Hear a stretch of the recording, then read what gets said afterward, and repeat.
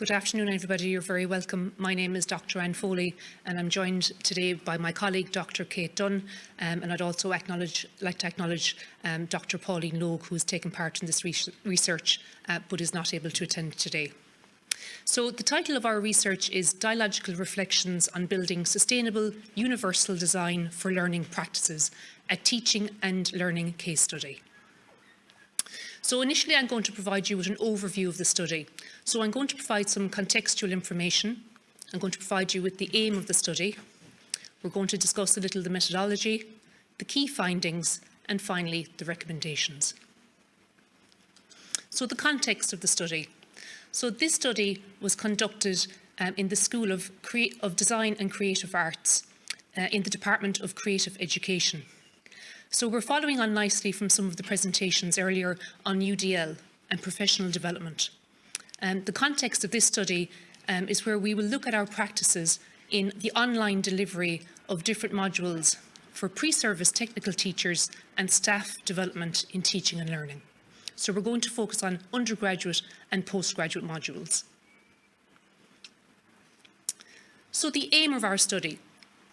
So our study aims to reflect upon the experiences of implementing UDL strategies in selected modules within the Department of Creative Education in the ATU. And our methodology. We use an action research framework for conducting this research. And we used 3 methods of gathering data: dialogical reflections, student reflections, and student learning outputs. So we tried to triangulate our data. So very interestingly, we've had some fabulous presentations already about the principles for universal design for learning. So I'm not going to go too much into them, but just to name, we're talking about multiple means of engagement, multiple means of representation, and multiple means of expression and action. So I'm going to talk about our modules at undergraduate level, and I'm talking about modules here for school placement 2, 3 and 4, and I'm going to start off talking about school placement 2. So school placement 2 is a module that our initial teachers on our initial teacher education programme study, and it's where they go to their schools and they gain experience in post-primary schools. So what we did to implement UDL into School Placement 2 module is we asked our students to redesign PowerPoint slides. So we had fabulous input from Laura Hagerty here in ATU on UDL training. We also had input from our learning technologist Anne-Marie Burke. And together, that information, we asked our students to go back to look at the PowerPoint presentations they were creating already and to redesign them. We also did the same for our lesson plans. So our students are required to produce a lesson plan before they go and teach in the post-primary schools. And we asked them to go back and really consider, to reflect on the learning that they were after undertaking and to be able to implement UDL strategies themselves in their own teaching. We offered our students choice and flexibility around assessments, particularly focusing on student reflections. For School Placement 3 and 4 then, we took a similar approach. So in School Placement 3 and 4, we ask our students to provide planning grids. So planning grids is an outline of what our student teachers will be teaching for each week that they're on placement. So in Year 3, our students go on placement for 8 weeks. In Year 4, they're on placement for 10 weeks. And it's a way of highlighting what they're actually going to do, to plan out what they think they will achieve in each of those weeks. So we asked them to go back and to redesign those planning grids. Similar to School Placement 2, we looked at redesigning PowerPoint slides.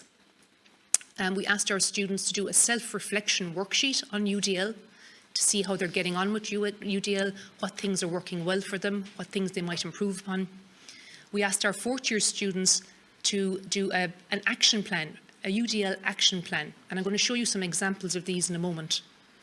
And we also encourage our students to engage in critical fora on Moodle, Teams, etc., to be able to discuss with their peers and their lecturers how things are going in the landscape of UDL when they're out in their post-primary schools. So in our school placement modules, we have multiple means of engagement, multiple means of representation, and multiple means of expression and action. So I'm not going to go through all those today. I just want to highlight that we've been thinking quite a lot about this and trying to implement as much as we can. But I will just discuss one for our School Placement 2 students. So when our students are on placement, they have to engage in reflective practice. And we ask them after each lesson that they write their lesson, they go in, they deliver their lesson, and we ask them to reflect upon their lesson. So usually, or previously, what we had is our students would type a reflection and we would give them a template, type it up on Microsoft Word, and that's how it was submitted. So we've broadened out how our students can actually express their knowledge on their reflections. So we trained our students how to do podcasts. We trained them how to do video reflections, how to create mind maps and present handwritten notes. And then also, if they wish, to type them also. So we provide our students choice in how they actually do this. And we were finding that people were reverting back, and I know this was mentioned in earlier presentations, the people were reverting back to what they know. So we're trying to encourage to actually use the choice. Okay, so that's one of our challenges that we're experiencing. So I'm going to move on now to Micheál Walsh. So this is an example of a planning grid. So prior to the redesign, this was very text heavy. Okay, and you can see here now that things are laid out in a table, there's bullet points, and there's the uses of images. So using images that are appropriate and that are relevant to the context. This is an example from Corey Clean. It's a PowerPoint redesign. So I'm just going to show you some of the parts of the redesign. Prior to this, it was very text heavy, so a huge amount of text. So Corey redesigned, she used tables, infographics, checklists, bullet points, and images. Again, a focus of the images, having good quality images, and images that are relevant to the context.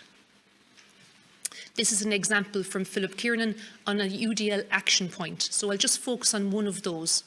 So on point 5 here, Philip was saying use animated PowerPoint instead of text-heavy slides. So again, and everybody's familiar with death by PowerPoint, where we're trying to, our brain is scrambling, are we listening to somebody or do we need to read off a huge amount of text? So Philip was making that link there. Okay, I'll try and remove some text, use images, use animations. So finally, what I'll just show you is this is our assessment rubric for our school placement. And you'll see here with the red arrow, we have diversity and inclusion strategies. So we've actually included UDL into our assessment strategy. So when our school placement tutors are out on placement visiting our students, this is one of the points that we would discuss with our students. How are things going for UDL with you? What things are you doing? So if I can just sum up before I pass to Kate, by us implementing UDL as lecturers, what that does for our students is our students are actually on placement in schools. So the ripple effect of them introducing UDL also means that there's a much higher reach.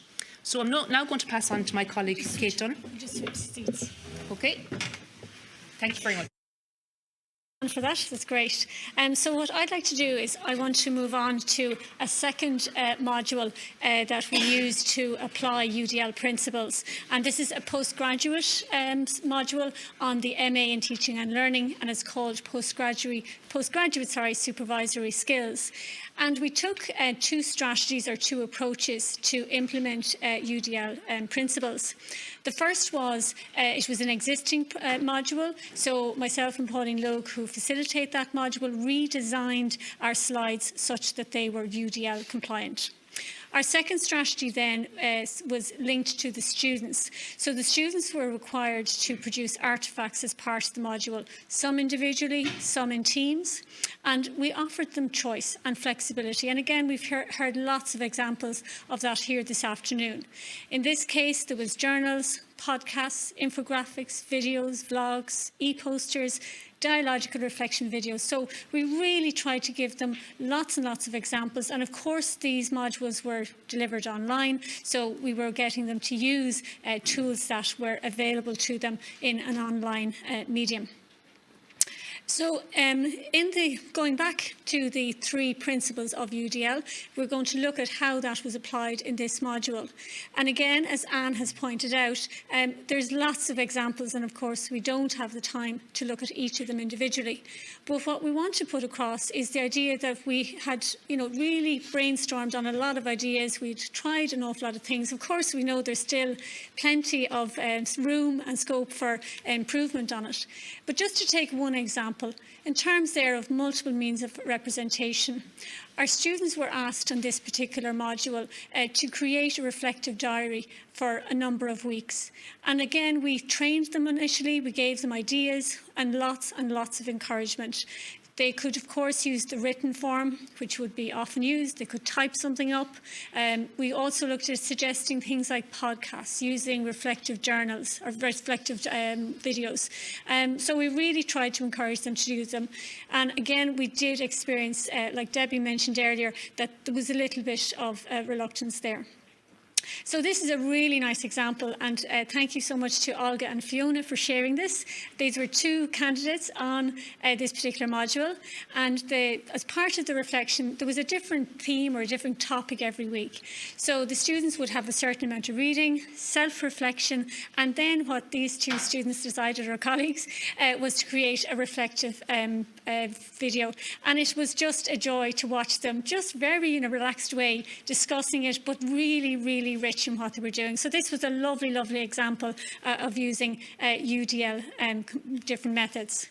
So the other example I want to give you in terms of this particular module is there was a knee poster that was to be created by the students. They were put into groups, and there was a kind of a heading or a theme set for them that we wished them to look at.